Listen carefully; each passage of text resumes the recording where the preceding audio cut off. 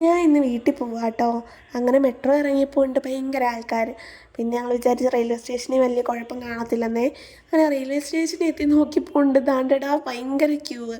അങ്ങനെ അവിടെയൊക്കെ നിന്ന് എങ്ങനെയോ ടിക്കറ്റ് ഒപ്പിച്ചേ. 1:35 ഞങ്ങളുടെ ട്രെയിൻ. പിന്നെ 1:33 കേട്ടോ ടിക്കറ്റ് കിട്ടിയപ്പം. പിന്നെ ഒരു ഓട്ടോ ആയിരുന്നു കേട്ടോ അങ്ങോട്ട്. പിന്നെ പ്ലാറ്റ്ഫോമിലെത്തി.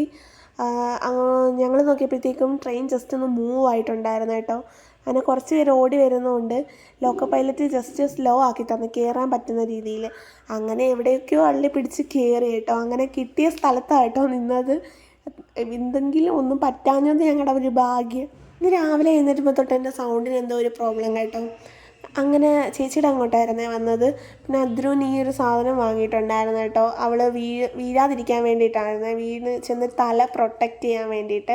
അങ്ങനെ ഞാനും അയ്യും കൂടെ കടയിൽ പോയി കുറച്ച് പൊരിപ്പ് ഐറ്റംസൊക്കെ വാങ്ങിച്ചിട്ടുണ്ടായിരുന്നേ. അങ്ങനെ ഞങ്ങളതവിടെ കഴിച്ചുകൊണ്ടിരുന്നപ്പോഴത്തേക്കും ഇവിടെ ഒരാൾ ഭയങ്കര കാർട്ടൂണൊക്കെ കണ്ട് കളി നടക്കുന്നു.